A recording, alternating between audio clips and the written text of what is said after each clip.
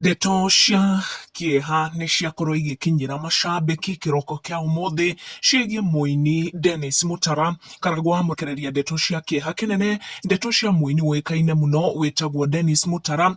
Dennis Mutara nĩ tũmũĩ mũno nĩ ũndũ wa nyĩmbo ciake cia gospel iria cianakorwo igĩtwĩkĩra hinya na nginya cithiaga na mbere na gũtũrathima. Mbica cia kĩeha ciĩgiĩ Mutara ciakorwo ikĩrekererio kĩroko gĩa gũkĩa ũmũthĩ, kũrĩa Mutara aronekana atarĩ na ũgima mwega wa mwĩrĩ.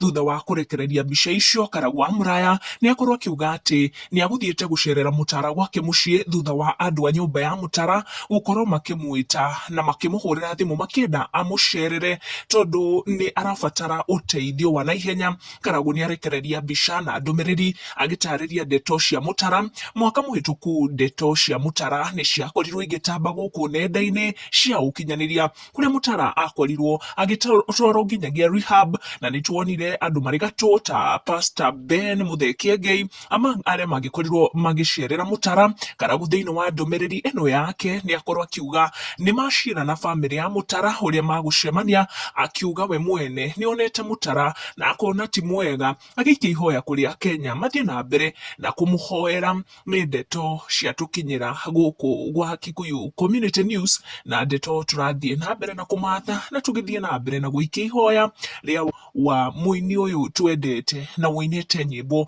itũrathimaga mũno, Dennis Mutara.